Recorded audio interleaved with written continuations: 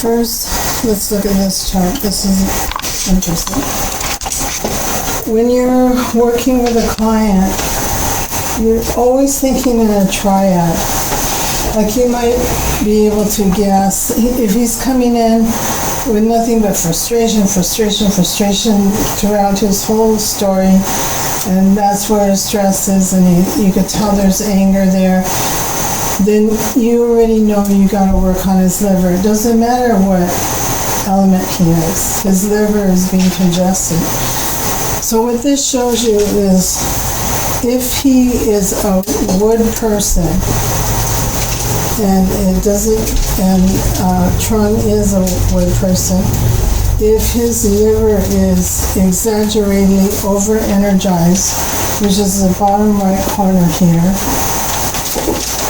it's going to over-energize his heart, and it's going to over-energize his kidney. So he's going to have anger, fear, and resentment, or something that is negative about a heart emotion, all going at one time.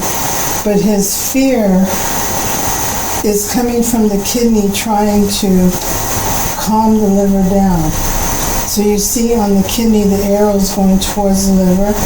The liver energy is going towards the heart. The liver energy is going towards the spleen, but it's knocking the spleen down, so it's not as strong as it could be. And it's also knocking, because the liver is strong, lung is attempting to cut the wood of liver. So lung is getting over-energized, which means this person is going to have trouble breathing. He's going to be anxious. His immune system is going to be down. His heart and blood pressure is probably going to be up. And his liver is going to be over-energized, which means it's not going to be that efficient. You try giving him a lot of medication at that time, or if he decides to drink, he's going to overtax his liver even more. So this is just kind of a general way of looking things.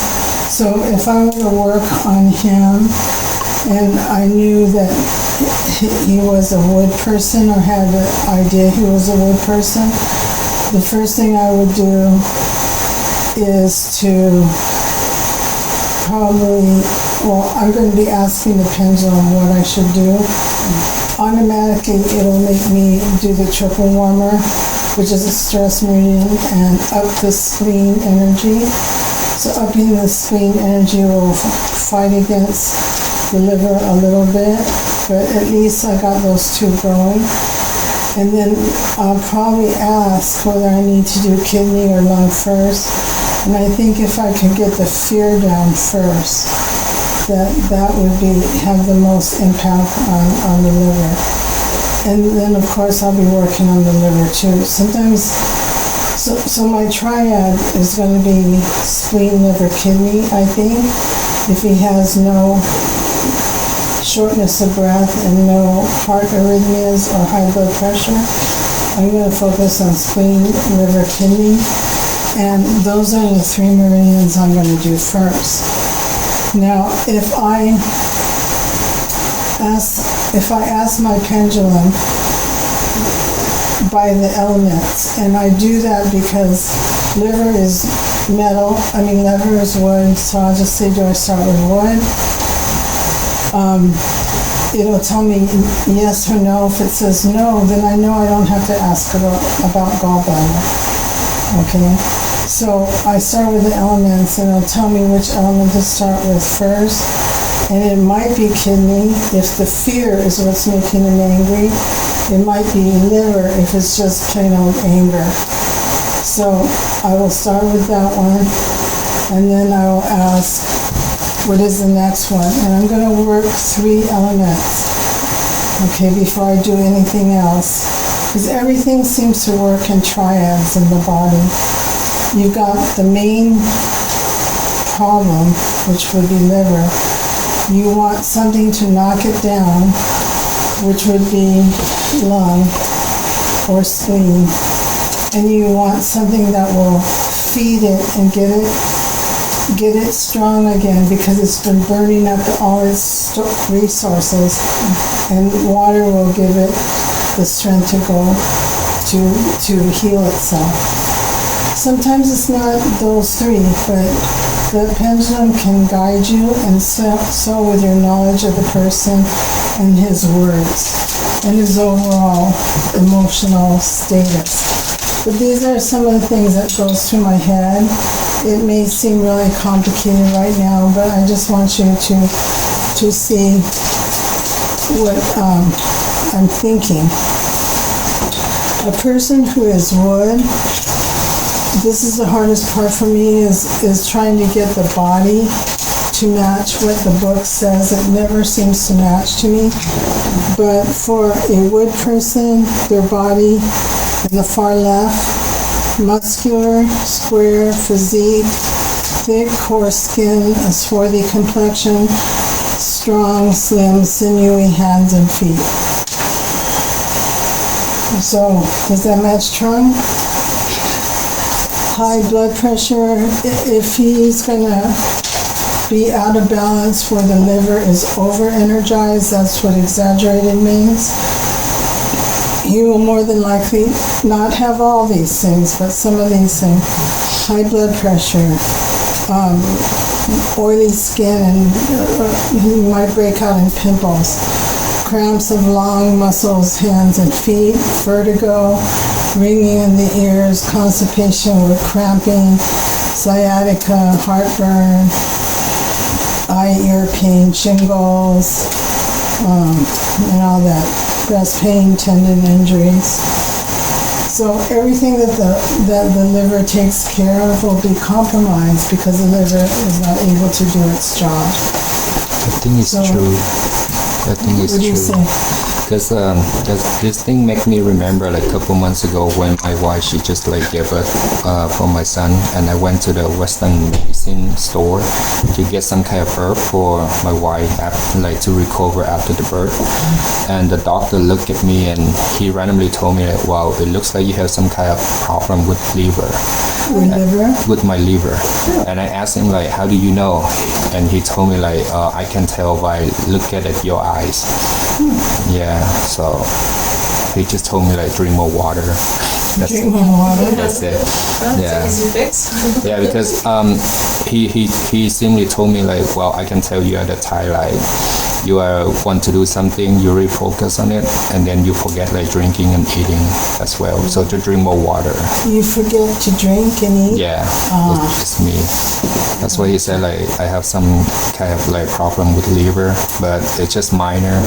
And then he told me to drink more water. It's gonna help. So you can have things wrong with the meridian, and you can have things wrong with the organ. Either way, the organ will eventually suffer. So if the meridian is the river that is feeding the organ, if something is blocking that meridian on some of the points that you're feeling, then eventually, maybe not now, but eventually that liver will suffer. But luckily there's a right side and a left side. So if something gets blocked on the left side, the right side will take care of it. Plus we have 8 extraordinary meridians, which are psychic meridians that will actually come up and hack the system and put workaround energy flows to help any system that's down. Isn't that amazing? It's truly amazing. Okay, when a wood person is collapsed, they can have a labile blood pressure, which means it goes up and down, problem with the blood sugar, problem with their eyes, their cystitis is like bladder, urethritis, urethra, anus, all those things will be inflamed. Dry brittle nails, lax joints, tense muscles. So that means it's real easy for them to be walking and then try and pivot and turn, and they'll sprain their ankle because they're tense, their muscles are tense, but their tendons are lax, they're too loose. Chronic tension neck and across the shoulders. and they will have trouble with migraines as well, facial neuralgias, hypertension, Menzies problems, PMS, substance abuse. This is the difficulty with column is because of the way they relate to the other meridians. Okay, so it just depends on what their secondaries are, what they're going to get with this column. When you want to try and understand wood, they seek challenges, they push to the limit, they enjoy and do well under pressure. They admire speed, novelty, and skill. They love action, movement, and adventure. They like to be first, the best, and the only. Typical problems, they're impatient, they can be volatile in their emotions, they can have inflammation all over the body, and they can abuse stimulants and sedatives, mainly because their liver is pretty strong. So they can handle a bunch of junk before their liver starts to give out. Let me see if there was anything else. So that's kind of a little bit about wood. The other things I can add that come from other teachers is that wood makes a very good supervisor, manager type of person, because they like discipline and they like doing things the correct way, but they're flexible. They're not that rigid. They know that there's going to be an time when we might have to bend the rules a little bit. And so they're usually willing to do that. Is that true? Okay.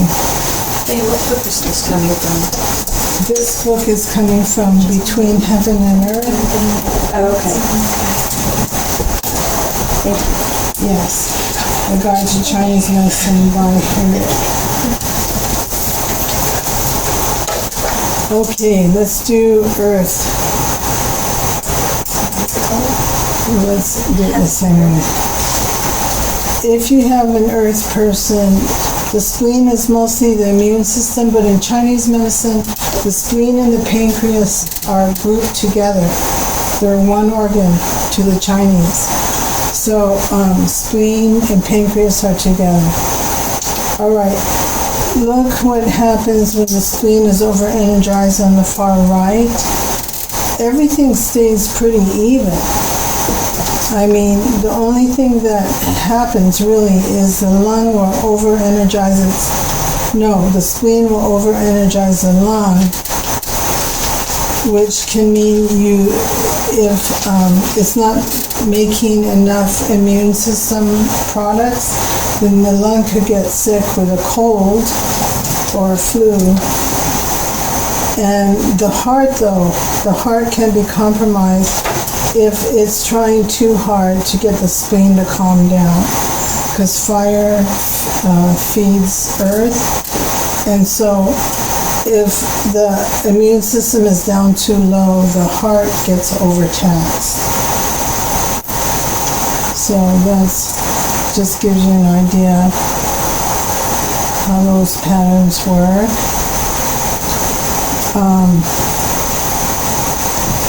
Earth person tends to be round, firm in their physique, large, thick musculature, soft, smooth, peachy skin, hands and feet that seem small, broad hips and shoulders. Like I said, I hardly ever find anyone that matches that perfectly. If exaggerated, you'll notice they have problems not only with moisture, mucus, excessive water everywhere. So they have water retention,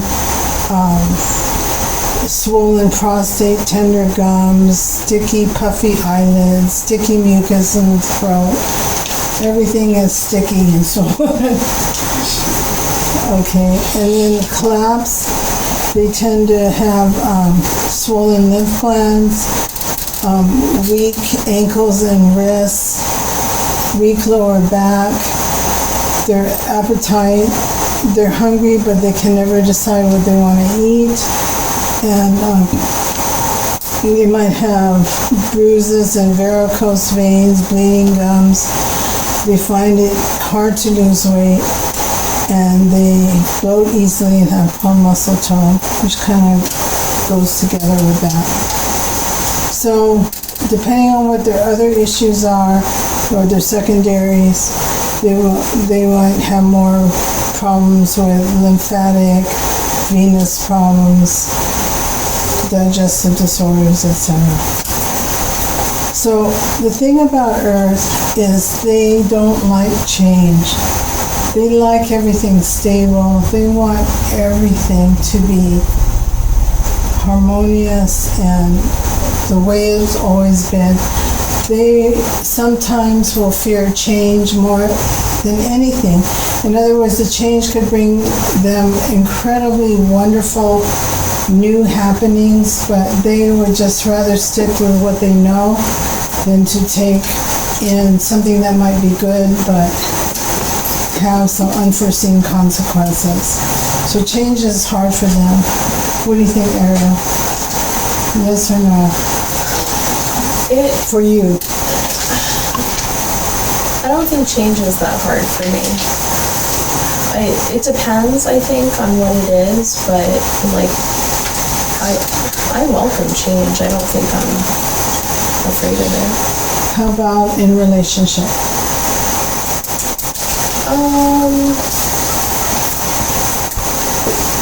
Sometimes a little afraid of change. How about in your home? If someone moves things around without telling you, rearranges all the furniture. Well, nobody likes that.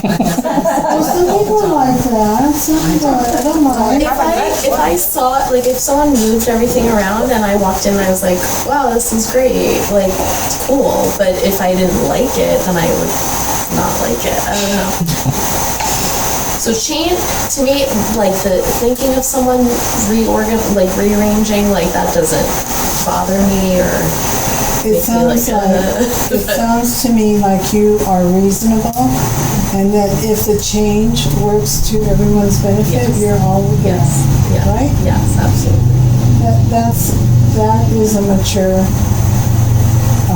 more enlightened, more awake Earth. Okay. Like to be in charge but not in the limelight, seeks harmony, togetherness, insists upon loyalty, security, and predictability. What about predictability? Do you like the unknown? I like it more than I used to. You get used to really, like, make me nervous or freak me out. But now, like, I like it, and I like to be surprised. Like, my family, like, if you ask my family, for the longest time, they would always tell you, like, Ariel hates surprises. Like, she hates surprises. And so, like, they would never want to surprise me, or, like, I always wanted to know. But now, like, I love surprises. Now it's, like, the complete opposite. Okay. Like, I want to be surprised. Good. So it I don't know where it flipped, but at some point it changed. I think any change that makes you different than what you were when you were little is all good, except some. So what I'm saying is, there is that saying, I don't know if it's the Chinese who said it or many cultures that have said it, but if you end up being exactly like your family, then you have not evolved the family. And you know there are people that work very hard to be just like Dad, run the business just like Dad, do everything just like Dad, but that is not evolving. And when I was told, and I don't know necessarily if this is, well, nothing's ever true 100%, but one of the Latino cultures, a friend of mine who was part of the Latino culture said that his dad had told him, don't even think about being better than your dad. You think you can be better than me? What's wrong with being a gardener? It's okay to be a gardener. You don't even begin to think that you can be better than me. I mean, that was like a thing between them. And so, and that was weird for me from an Asian point of view, because it's like, Of course, you have to be better than your parents. You gotta go to school. Everyone's gotta be educated. Blah, blah, blah. Stereotypes. What am I? What are you? My type? Your elements. Yes. I think that in my 20s and 30s, I was an earth water person. No, sorry, fire water person. Two exact opposites. And I thought I was a fire person too because under stress, my thoughts would scatter. I would just have too many things to look at and not be able to focus at all. Whereas my husband's the opposite. He goes into tunnel vision and can only see one thing, when he's stressed out. I also was very exuberant, passionate, Madonna wannabe, doing a lot of things except dancing in public. I also wanted to be a lot of things. So I'm not really sure if I truly was a fire at the time, but I was trying to be a fire. Now water, I think I was all the time, and that's a more philosophical person, someone who goes with the flow, someone who goes around obstacles. I definitely felt like that when I was in martial arts and didn't have knee problems and all that. A lot of people tell me that I was very graceful, that I would walk in a very smooth way, but I don't think that's true now. But water definitely mentally, and then a little bit of, I don't know if metal is what I am, but I get sick like metal. So I will get like a wheezy asthma-like thing when the sun goes down. I will cough and wheeze. My joints give out of me first. That's mostly liver. But so I'm one of those kind of like, who else was here? That was almost everything. Was it you, Alina? Yeah. There's some of us that are almost everything, but you gotta be careful because if all your systems are pretty even, it also means when you get sick, you will get sicker than the average person. Yeah, that's true. Everything will fall apart. Okay. But we don't get sick very easy, right? Do you get sick really easy? No, but when I get sick, I would get very sick. Okay. All right, so that's the earth person. They'll tell you late summer and winter are your worst times. Also 7 a.m. to 11 a.m. is your worst time, and 3 p.m. to 7 p.m. is not good for you either. You're too much earth at that time. 7 to 11, you're too slow. It's very hard for you to get going. 3 p.m. to 7 p.m., the same thing. But collapsed earth, what is collapsed earth? Where you have all these collapsed symptoms, bruising, hard to lose weight. All that happens for you in the fall and the spring, supposedly. So the power of earth comes from linking, nurturing, sustaining, connecting people, building relationships, blah, blah, blah. These are hard to follow when it comes to trying to want things to be exact. But here's your metal person. If lung is over-energized, that's going to get the heart going and the liver will lose some of its energy. The lung will lead to more kidney energizing, which also means increased fear. That makes sense, because if you can't breathe, you'll be more anxious. And then your spleen will be going crazy trying to get lung under control. And if you can't do that, your lung will end up being infected. with a pneumonia or something like that.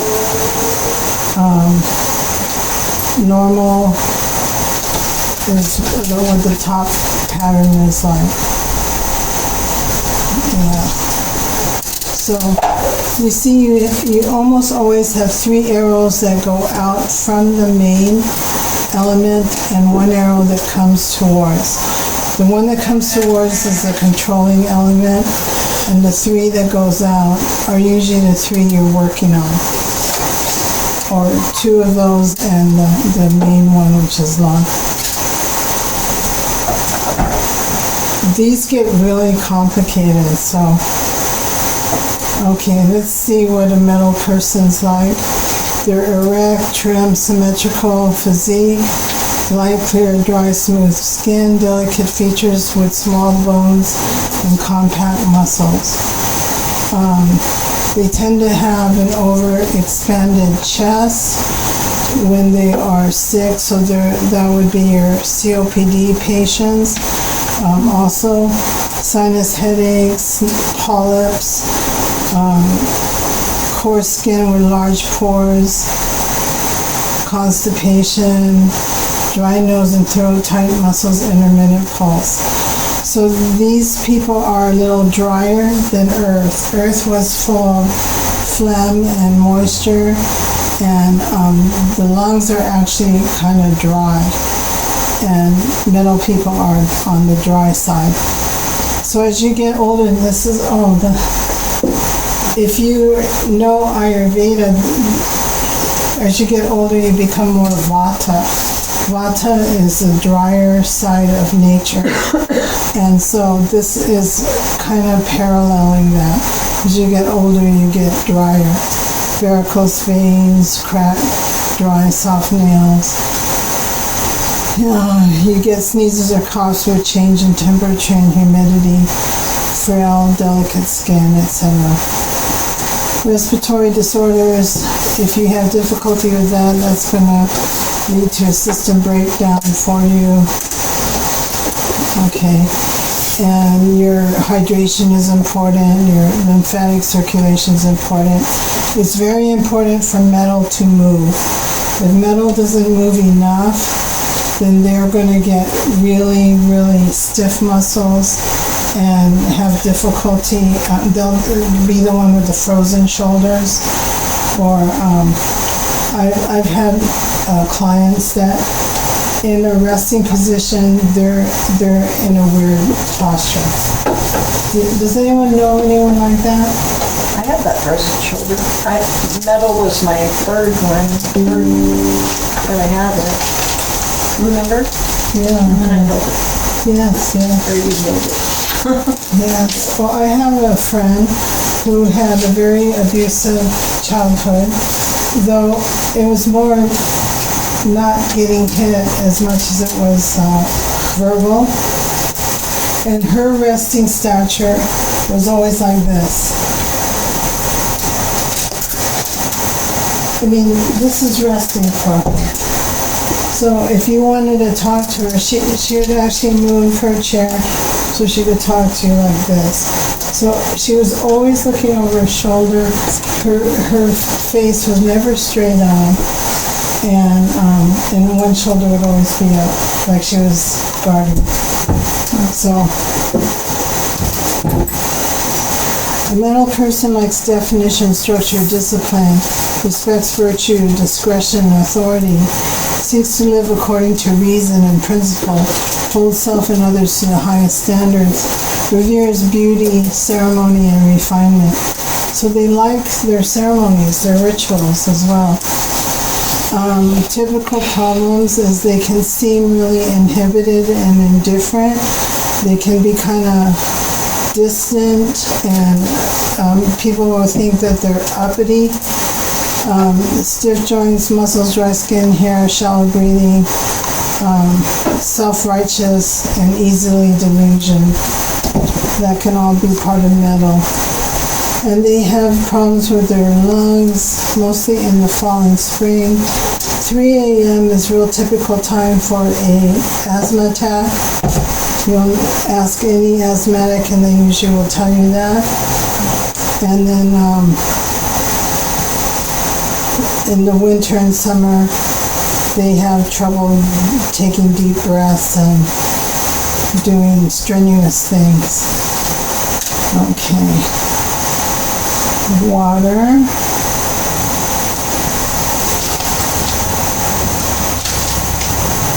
Okay, so water. Kidney is fear. And if you're fearful, your heart rate will be affected, your immune system will be affected, your liver will be affected, but it will not decrease in function, it will possibly increase in function, because kidney is water and water feeds wood. And then lung will be trying to give you more energy, so sometimes lung will increase in its energy levels. So then it's just that, and a metal person, we're still talking, no, water. A water person, geez, is strong, dense, lean physique, long, large bones, which is not me, sculptured face, long, narrow head and face, deep-set eyes, narrow shoulders, wider hips, long fingers and toes. At one point, that was true. Okay, hypersensitive when it comes to vision, hearing, headaches above the eyes, that's true. Lack of sweat and urine, not true anymore. Hardening of blood vessels and cartilage, rigidity of joints and muscles, kidney and bladder stones. Precocious sexuality, that was true. Weak digestion, shrinking gums, needs little sleep, still true. Darker bronze complexion. Let's see, collapsed, dull vision and hearing, ringing in the ears, always true. Degeneration, distant cartilage, not true. Osteoporosis, not true.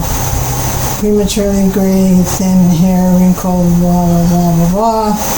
Loss of appetite, I wish. Weak abdominal muscles, dark, pasty skin. This pasty skin is something that not many people know about. I don't know if you're aware, but there are some people with really dark elbows. Have you seen them? And really dark knuckles, and then really dark armpits. And they often have the little skin tags all over. That not only is that part of this, it's also part of liver and it's part of earth. So these are oftentimes, they have a dark line across their neck of pre-diabetes. So somehow all these things are all interconnected, and with water being controlled by earth, that's the controller. Earth is your diabetes and all that. So, let's see. That one describes Did you say something? that column, the collapsed one. I was like, Oh. out of all of them, I'm like, oh, There. Can you see that? yeah. That one too. Okay, water is articulate, clever, introspective. So they're always thinking about, they're always going inward. Self-contained, self-sufficient, penetrating, critical, scrutinizing, seeks knowledge and understanding, likes to remain hidden, enigmatic, and anonymous. And that is true, a lot of it. Emotionally inaccessible, undemonstrative, isolation, loneliness, tactless, unforgiving, hardening of the arteries, deterioration, teeth, gum, backache, chilliness. So it's actually just water, calcium, bones, kidney stones, all of that relating to the problems that you end up getting. So everything being connected, it's not an easy thing to see. Now,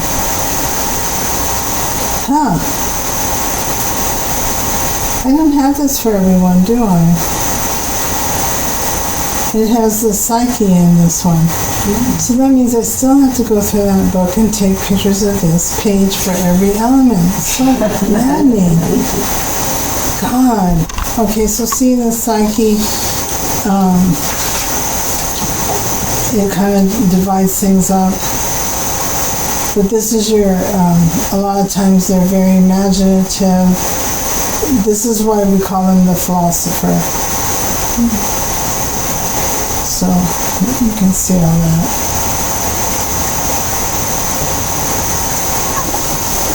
Okay. So I didn't have those. 1, 2, 3. There's 3 pages there. 3 pages there. Oh, I see. I do have that. The characteristics of the psyche. I do have that. Okay, let me look at fire. Yeah, they're there. Characteristics of the psyche. Okay. All right, so I think that's all of them. Now what we're going to do is just talk a little bit about what you think numerology and astrology, how it connects to us. Did we? We did fire. Yesterday, right? No, I thought we did fire today. Did we do it yesterday? It was yesterday. I didn't know it was Yeah, fire yesterday because I didn't hear it. We didn't do fire? Because my question was, are they related? Because I have a lot in fire. Okay, let's do fire. Oh my I was gosh. also thinking like there's no air, like in astrology. Oh, astrology, yes. No, There's astrology there's air, but I'm saying there's no air in this, is there? Right. Like astrology. Ayurveda This one. and some astrology, astrology has air. What this does is it combines air with wood. So wood, you got the leaves, you got the root, and you got the CO2 and the oxygen exchange going there. And then you have the air also in the water, because water is H2O, so you got oxygen being released there, and the humidity of the oxygen.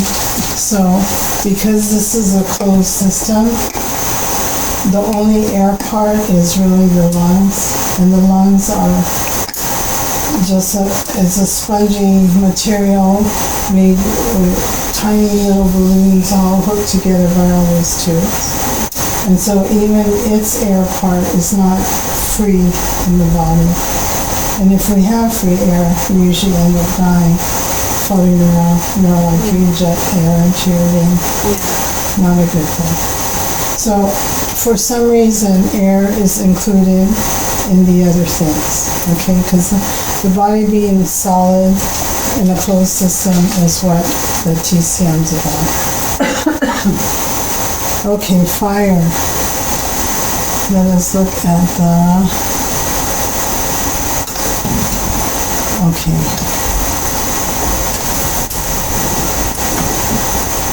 Oh, we looked at that part. We did? Yeah, I thought you were talking about astrology. So we did this? Numerology and astrology. Oh, we were just gonna talk. Okay, because there is no way I'm gonna have time for that in the class. So, what do you think numerology and astrology? I think you're one of the more knowledgeable people in our class when it comes to astrology. Would you tell me how you coordinate all these things in your head? To Chinese medicine or? No, all of it. Enneagram, Chinese medicine, I mean, astrology. overall, I just think it's another interpretation of our personality or genetic. We like to think of like as a blueprint for our soul. I like astrology not to predict like events, but more of like personality traits, and then general energy. So numerology, I'm not too familiar with. I know some of my numerology, like recorded dates or like my birth number, but yeah, I really like it for into astrology, especially with the elements, because more and more often I'm finding people that a lot of my friends like lack certain elements in their top 5 that shapes their personality, and then they're surrounded or attracted to those that have the element they're missing. And it's the same for me. I don't have any fire in my top 5, but my whole entire life, like my 2 closest like girl and guy friends, the 4 of them all have fire. They're all fire signs. And then my parents and my brother are an abundance of fire. And as well as my exes all have it somewhere. But do you find that the fire astrological signs are similarly to the fire physically in the TCM? After hearing about this, it can be similar, but I actually think that they might have other traits that are more dominant. Like just because you're like for example, if you take it for Alina, she's a Scorpio, right? But then her water is not her main one. It's actually wood, and then having that, or fire, wood and fire. So also to the TCM can very much depend on what has happened to you physically through your lifetime, and then your age and everything else. I don't know if an astrology age ever makes, is there a section in astrology books that says when you're a certain age, this is what shifts? No, but they do talk about the Saturn return, right? From the time that you're 27 to the time that you're 30, or maybe even 31, that it would start shifting perspective for you, that it would be a difficult time period because Saturn rules over lessons, kind of hard lessons that you need to learn. And if you haven't done the work, then it's going to be rougher for some people. That's why that transition period is so terrifying. Like another Saturn return, right? Like later on or something. Probably 27 to 28 years. That's right. Yeah. So that's why like those we have like these quarter life crises or like Well, that's interesting because I don't know if it's in Taoism, Chinese philosophy, or Chinese medicine. Some of it based on Taoism and Confucianism. But they believe that every 8 years for women, we go through a landmark change. 7 years for women, a landmark change. Every 8 years for men. So in the West, that 40-year-old mark has often been infamously the year that a man will have his midlife crisis at 40. So that would be a multiple of 8. Whereas women, we all know what a 14-year-old can be like. And then there's a 21-year-old, the 28-year-old, the 48-year-old. So it just, 48, that's not right. 42, 49. Anyway, so there are some cycles like that exist. But when it comes to numerology, it really, when I had a complete numerology reading done, it seemed to make more sense to me than my astrology. Just because astrology was so complex. And plus I was born over in the Philippines and then raised here. And so, that switches things a little bit. And then depending on what I was eating and the type of people around me at the time and how it all switched over, I don't know how that gets affected. It actually doesn't, because it's kind of like a stamp in that time period, in my opinion, or like your energy. So even if you moved later on in your years, that is true. It's like your fingerprint in the stars. So that's why a lot of people say they're at a cusp of something, they can borrow energy, but honestly, I think it's like more true to like that placement. But it's over like what, 9 planets? 9 planets. Yeah, so they include Pluto in there, so there's so much affecting you into the jigsaw puzzle. So that's why you can't even really say, like, it's just a very big blueprint of what you go through. Like, for example, I have a Libra North Node, and I have Libra rules the 7th house, and I have a stellium in the 7th house, which means that a lot of my life lessons in this lifetime is on relationships with others. Interesting. Which, So we can get that specific. yeah, it can get to that specific, and I feel like that's right for me. And then they go into houses and stuff like that, so it's very confusing if you don't spend a lot of time in it. It's like a So- language. Yeah. Yeah. But there is one exception to it being different, like say from where you came to coming here, and that's that where you were born has a natal chart, and here has a natal chart, and they're very different, and so people can feel and act differently in different places. Yeah, because the U.S. Has its own, like, we have our own, System. or when it's created, so we actually are going through, I forgot what it was, but there's a lot of shifts happening in the country right now, Yeah. because we're going through our Pluto something, or whatever it is. It's a very big shakeup. The United States is going through their Saturn return. Is it? I believe it is. Or something along the lines. Basically, since it hasn't been in this placement since the time that we had our Declaration of Independence. Yeah. Yeah. And there's a lot of stuff going on. I have it written down, but I'm too tired to retrieve it out of my head. So, in essence, it really is easier to just live in the moment. Okay. No, it does seem to be that way, because I understand a lot of times in my life when I wanted the tarot cards, I wanted to have my readings all done. And then there comes a time in your life when that's no longer important. So, I have to go to work. see you tomorrow, right? Yes, see you tomorrow. Okay. Okay, so let us do our thing.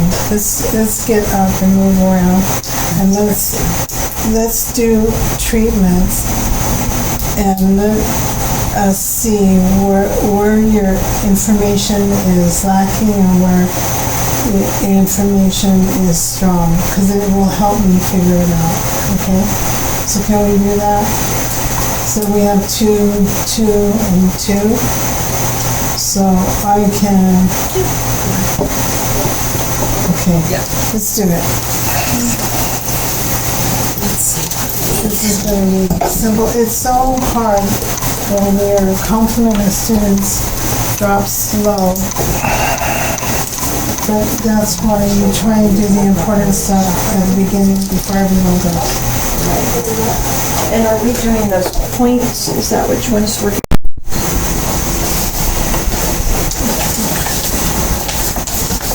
Pass this, please. This is your home. Okay, thank you. So I don't even know if I have this. Oh, I can't.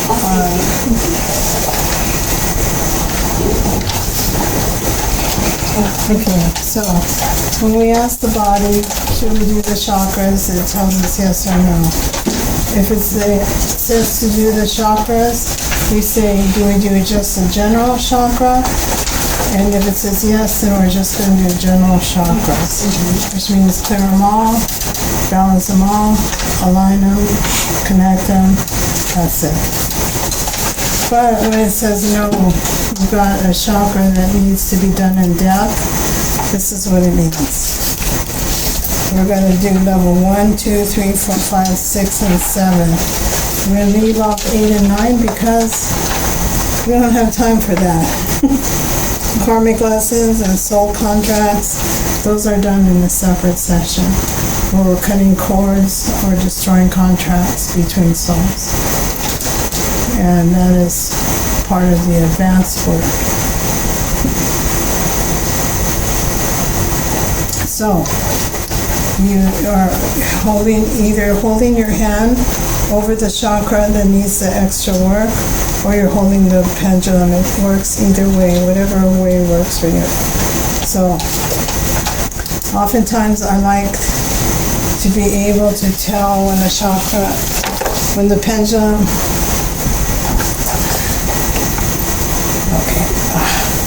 when the pendulum is swinging up and down like this, I can't tell if it's doing that when it's over their body. I can't tell if that's really going like that or like this, you know? You know what I'm saying? So if I put my hand there and I hold the pendulum directly in front of me and I'm facing one direction, I know that that's 12 noon, this is 6 p.m. If it's swinging like this, it's giving me a vertical swing.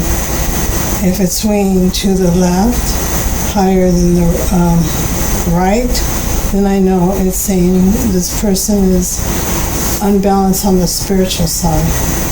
If it's swinging up to the right, this person's unbalanced on the physical side.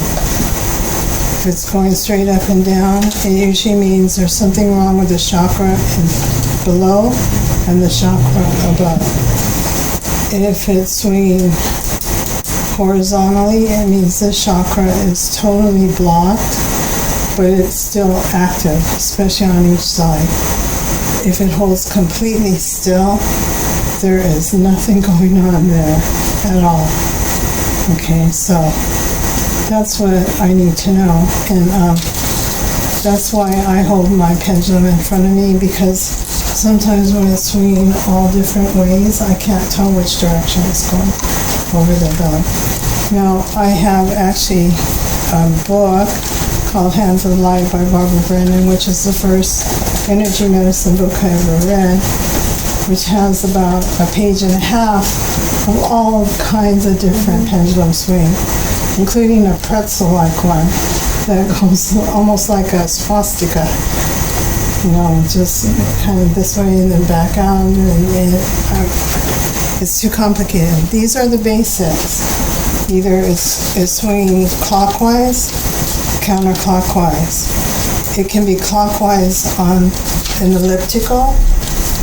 You see what I'm doing? So instead of being just a circle, I'm going off to the right side, but it's still circular or elliptical. And it can do it this side. And it still means the same thing, that they're more on the materialistic side when it's going to the right, which is the inside of the body. And when it's going to the left, it's the inside of the body. They're more spiritually inclined, which means they're not grounded. They're thinking in the clouds. They're not quite able to be effective because they don't have that balance. Okay, so you got the circle, you got that. It can be the elliptical, or it can be just a straight off to the side like that.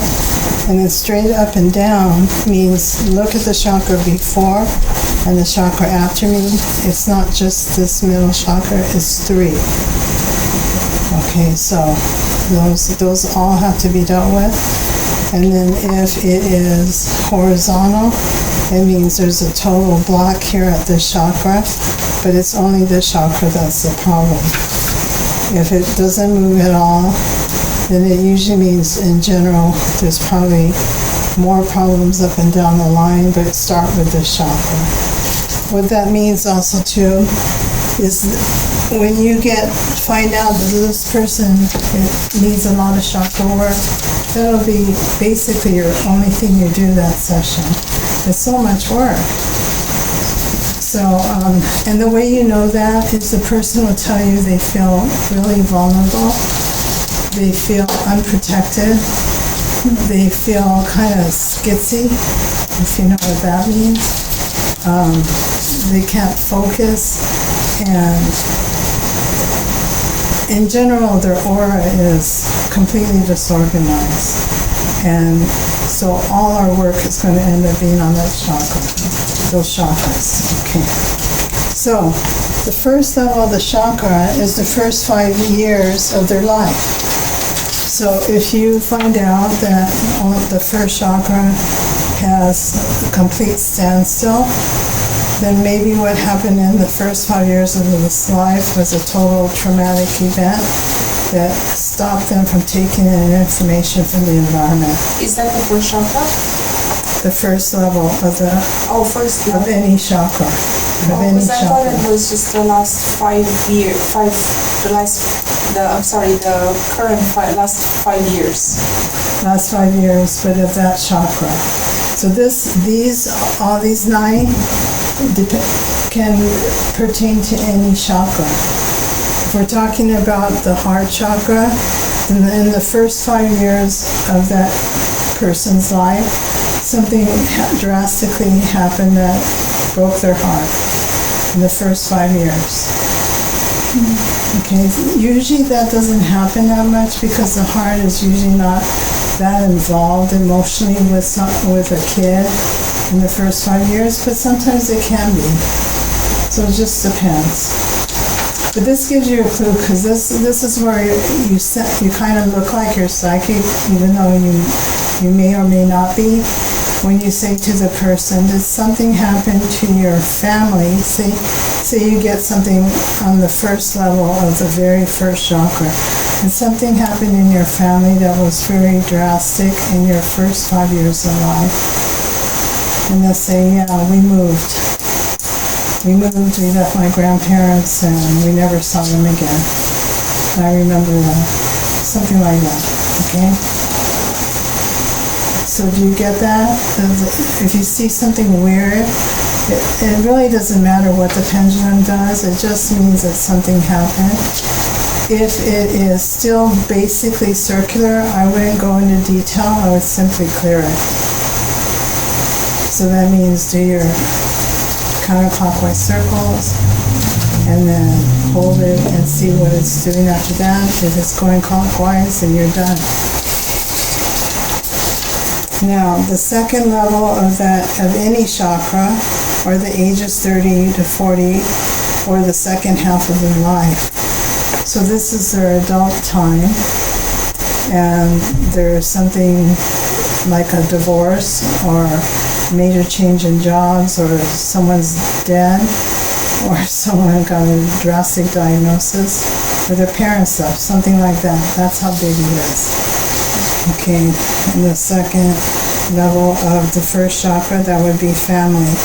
If it was the second level of the solar plexus, it could be a bullying thing that happened at work in the 30s or 40s, believe it or not. Okay? So the chakra will tell you the type of problem, because if it's solar plexus, it's about the ego. If it's the root, it's about their belief system or their family. If it's the heart, it's the relationship, or whether they love themselves or don't love themselves. But it has to do with love. If it's their third eye, usually you're not going to get that till maybe the 5th, 6th, or 7th level, or past lives, or family legacies, or something like that. If that is so, it has something to do with their thinking process, or their psychicness opened at that time, and they saw something they didn't understand and didn't want to see. It could be something like that. You just have to sort of ask. Let your gut kind of guide your mouth for what you do. So the third level is issues from adolescence. The fourth is in early childhood. And don't ask me why they're in this order. This all came from many teachers put together. Fifth is the conception, womb, infancy. Oh, I know why that is so, because at the umbilicus is where we start life. So the baby, the fetus, the embryo starts growing from the umbilicus, the umbilical cord. The sixth level has to do with family legacies, multi-generational patterns. That could be incest, that could be family legacies of alcoholism, past life stuff. Who knows? That's wide open. And the seventh level, and I never really had problems in the 6th or 7th level that I've had to deal with. From the seventh level, we're definitely into the past life and the higher self and the integration of spirit and the physical. I mean, so the only thing I could think of is someone's taken over this body and its souls have switched or something drastic like that, which hopefully you're not going to run into very often. Okay, but this kind of gives you an idea. I'm sure it's not completely 100% always going to be this way, but each level means something, and then each level over which chakra means something. Okay, so the first level is all about what? What's the first chakra? Some keywords. Family, I said, was one. You're fulfilling your basic needs. Like being able Safety. yeah. Security, safety, belief systems, values, anything that has to do with your tribe, society, or family, or religion. Religion's a big thing for some people, so it could be religion here. That's the first chakra. Second chakra, what do we know about that? Sexual and creativity. Sexual, creativity, and one-on-one relationships. Okay? So it's not them and their family, it's now them and their mother, the patient and their boss, patient and their daughter.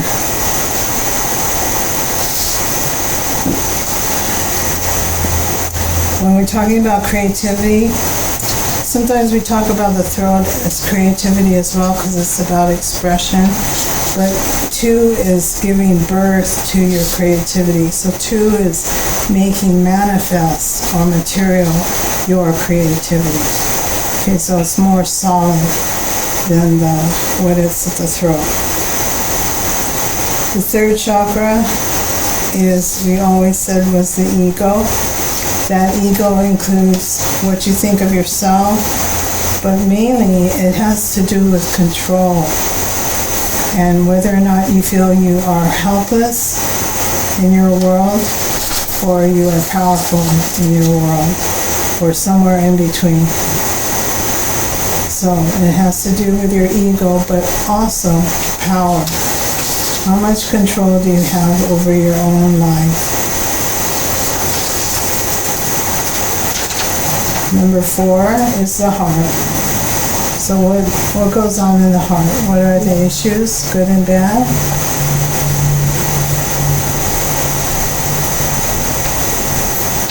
Love. Love. Love. Yes, love. Of course, the heart can be shut down too. Can be shut down to love. And when it's shut down to love and you have heart attacks and problems like that, what do we call that?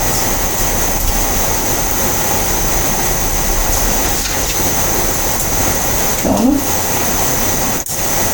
No, not so much. That sounds so drastic. This one's long lasting. So it'll be resentment. Oh. Okay, resentment, that burning type of smoldering, I will never forgive you type of resentment, that will kill almost every time. Okay, that lack of forgiveness. Sometimes that's wrapped up with jealousy and envy. Sometimes it's wrapped up with bitterness.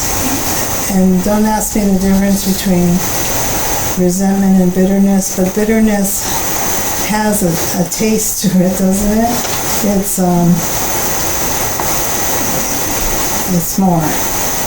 Okay, so that's the 4th. But there is also joy, contentment. That's there. In the 5th chakra, that's the throat. You already know there's 7. Tell me what side of the body is the heart chakra chamber in the throat? Right.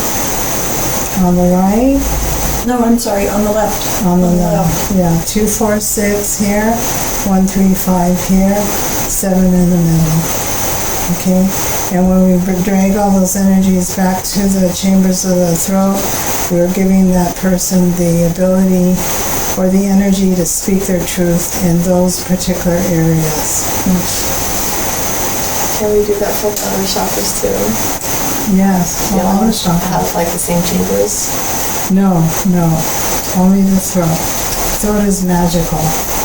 And the throat is also your center of, we'll get to the throat. Or are we at the throat? We are at the throat, okay. The throat not only has the 7 chambers, it's about expression. So that's the other part of creativity. This is where you get inspiration. Hey, I want to make a beautiful painting of this sunset. And then the throat is starting to put together your thoughts about it. It's going to be orange and blues. It's going to be on canvas, or I'm going to do it in glass and metal, whatever. That's the expressive part of your creativity. Last thing though, this is the center of addiction. Okay, this is all Carolyn Mays' work, MYSS, Anatomy of the Spirit, Keys to the Castle, or Soul Contracts. She's written so many books. Okay, but she's the one whose interpretation of the chakras I use the most. But what she says about the heart chakra, the throat chakra, is it's between the heart and the mind. When you're stuck between the heart and the mind, if those 2 chakras, the mind and the heart, are not in alignment, the throat is completely disorganized, has no leader, has nowhere to go, it feels lost, and the throat will demand that you swallow something that will make it happy. Okay, so that swallowing may be some gummies, it may be some alcohol, it may be potato chips, it may be non-stop Korean dramas, it may be causing trouble among your siblings with gossip. You would not believe what is possible to be addicted to. But we all have an addiction of some sort. And we use it when we're conflicted. Our mind's over here, our heart's over here. We're conflicted. We're frantically reaching for something to distract us. And it's all an attempt to get them back into alignment. Okay, so I always know that this is thrown out. When you just hear their story, you'll find out what they're addicted to. And they'll tell you sometimes it's worry. They're pointing in your direction. Sometimes it's worry. Sometimes it's overthinking everything. Never ever taking a step forward, just overthinking everything. Okay? Because deep down inside, they're conflicted. They really haven't bought one plan A or plan B. They kind of want both. And the throat will not put up with it. It wants you to choose, for God's sake. You'll also find that conflict is the worst thing the body can ever think of. It does not like to be conflicted. It does not want you to say, we're going to work out every day and we're going to go to bed at 10 p.m. and then you not do it ever. It drives it totally crazy. So think about this one thing. Your body gets tons and tons of messages, not only from the television, but from yourself, from your parents, from your kids, all sorts of messages, and also from itself. And it's confused a lot, unfortunately, especially when you say, oh God, this is so bad for me. This is so bad for me. Oh God, this is going to kill me. I just know I'm going to get a headache in the morning. And you're swallowing it all down while you're telling your body, this is awful. This is horrible. This is going to make me sick. Okay? You do that and the body goes nuts. That's why I really try and emphasize that you talk to your body and tell it directly what you're doing so it understands you better. So I tell it when I'm going to have a donut by God. I tell it when I'm going to have carnitas. And I tell it that I'm going to eat this, I'm going to eat it slowly, get rid of whatever doesn't serve me, hang on to anything good, and I will chew it slowly and drink a lot of water when I'm done, or something, But I tell it what I'm doing. If it doesn't think you know what you're doing, it will up all these messages that we call symptoms, and it'll keep upping the loudness of those messages until you get it. So it's going to make you distended, bloated, constipated, and whatever it takes to get your attention. And if you don't tell it that you know what's going on, it'll just keep going. Okay? I know that it sort of doesn't make sense, but in so many ways, the body gets so mixed up. We gotta tell it. We gotta be its partner and tell it what we're doing, even when it's not so good. Okay, that's the fifth chakra. A lot of times you think it's very not important, but it so much is. Also, don't forget what's in here is a thyroid. The thyroid shaped like a butterfly. Someone pointed that out to me. And so he saw the butterfly or the thyroid as a shield of some sort. A shield that keeps away problems. And it's one of the first places that gets inflamed when you're not eating well. And there's a reason for that. Somehow there's a way that either viruses or bacteria or food particles or something gets into this area and makes it inflate. The one theory I believe is it's the viruses, because viruses never seem to go away. They go into hiding and they come back out when you're stressed out. So what else could it be? So anyway, the shield here, after a while, it gets burnt down and there's no coming back with it. So taking care of this has to do a lot with speaking your truth. That's number one. And number two, talking to your body and explaining what's going on, especially when it comes to food. And then number three, listening to your body. So when you're tired, you go to bed. When you're hungry, you eat. When you're thirsty, you drink. Okay, so all of this will help this area. This is not just the intuition or third eye, it's also the mind, the good mind. There's a good mind and there's a dumb mind. The dumb mind is the one that worries. What is it worrying about? It's worrying about things that have not happened. That's kind of dumb, okay? That's why I call it that. Because it's not happened yet, it's not even real, but you're spending tons and tons of energy going in circles, and you never get an answer. That is your small brain trying to do what we call big girl thinking.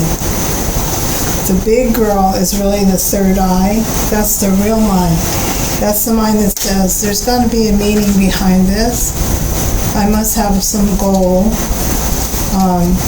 Is this part of my soul purpose? Is what I'm about to do going to hurt other people? That's real thinking, okay? And you notice there's not any easy answers to that. So a lot of times we're asking those questions to the universe. But it's this part of us that's doing that. And the answers that come that are truly from what I feel the universe come when you're not expecting it. So they come not as a result of your analysis, but as a result of you brushing your teeth, washing your car, playing with the kids, doing things that have nothing to do with that question. The answer slips right in, and you know it's real. Yes. What is the thinking part that is back here? because I'm overly attached to my mind, and when I think here, and it clouds up my third eye, and I can move it back here. And I've been told by my uncle to think back here, but like, what is here? And also, I have to keep consciously moving it back. How can I just get it to be here? He's telling you that it needs to stay there? Well, no, because he tells me I think too much, and he's like moving. And he goes, number one, you're thinking too much. Number two, you're too much in your head.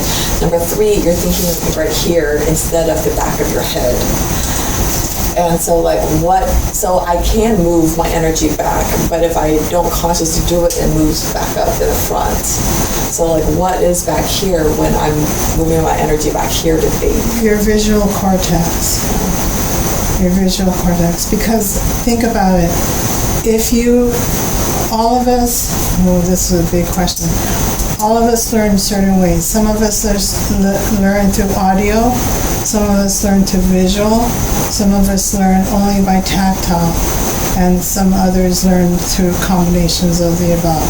I am a very visual person. However, I learn best by the instructions first. So I am actually more audio than I am visual. I always thought I was visual. When you're thinking, where on your head is your energy? You're thinking with the entire body. The whole body is your mind. The whole body. There is nothing on you that is not your mind. UCLA is saying it's in your field also now. Yes. It's also in your field. So it's your biofield. It is your cells. It is the microbes that are not even human. It's the viruses. It's the nerves, the synapses, and the mental part of your brain. But that's so tiny compared to what it all is together. And it also includes your higher self, which has your past life wisdom included. Your ancestor and past life is included in your body-mind. So it's really, really big. Now, if you are a thinker, which I think you are, and, you know, with neuro-linguistic programming, they say watch a person when they're thinking, if their eyes are shifting back and forth in their audio, if they're looking up and to the right, they're visual people, whatever. We do have a tendency to process information through one of our senses. I have found, and it's also true, that when you're stressed out, it can shift to another sense. So when I'm calm and relaxed, visual does fine. When I am stressed out, all I can hear is this internal, you better get up, you gotta get going. If you don't get going right now, something's gonna... I don't see anything, I only hear. And for my husband, he hears all the time, but when he's stressed out, he becomes tunnel vision. He only can do what he sees right here. So it's a complicated answer, but the whole mind is this entire self, because when you're put under general anesthesia and you're one of those people that can watch the surgery from the ceiling, your EEG is relatively flat, and so are all your vital signs. So what part of you is your mind? It's whatever part is at the ceiling.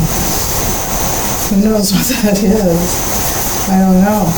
But from there, hundreds and hundreds and hundreds of stories of people who tell the surgeon exactly what they did. And they're their head is behind a big green drape, and their eyes are taped shut, and they're on a ventilator, and heads turned this way. How do they know? It's even more complicated because when you're empathic, you're going to pick things up from the collective, and you're going to receive information from source and spirit. So it gets even more complicated because you can keep going out and out and out further. You can. So yes, there's what you think here. Visual goes to this part of the brain. In the middle is the pineal gland and its ability to open up your third eye and your intuition. Who knows where you can put your brain? I can't put it anywhere. It just is. And like Sadhguru, I was thinking the other day, I went through a whole day without thinking. I didn't think about anything, but I went through that whole day and I enjoyed my day. So there's actually times when you're just moving, your whole body is just doing its thing, you know, and it's sensing and doing. It's not necessarily planning, but it knows what to do. I don't know. You have to give yourself time to see this. When you're busy, you don't give yourself time to see this. So as you get older, you get more time. Okay. So as you clear all the 7 different levels, you'll often find that everything will work. I usually ask the body, is everything okay now? Are we done with the chakras? It will tell me yes or no. Donna likes to check all the chakras again. I think in my mind, no one has that kind of time. Because she says you mess with one chakra, you can offset another. I haven't seen it happen yet. So if you take care of one chakra, that chakra has probably been messed up for years. You fix it, things are going to stabilize and it'll be better than it was when you started. That much I know. Okay. Anyone have questions about taking a chakra to do all 7 levels? Okay. You can do it with no pendulum. Remember, you can do it with your hand. And simply when you're clearing with your hand, sometimes they say you can feel your hand drop into like a lower level or a different level. Sometimes you can feel that with your hand, but not with your pendulum. But let's see the hair. Okay? You done? We're so done, aren't we? We're such busy, tired people. Great.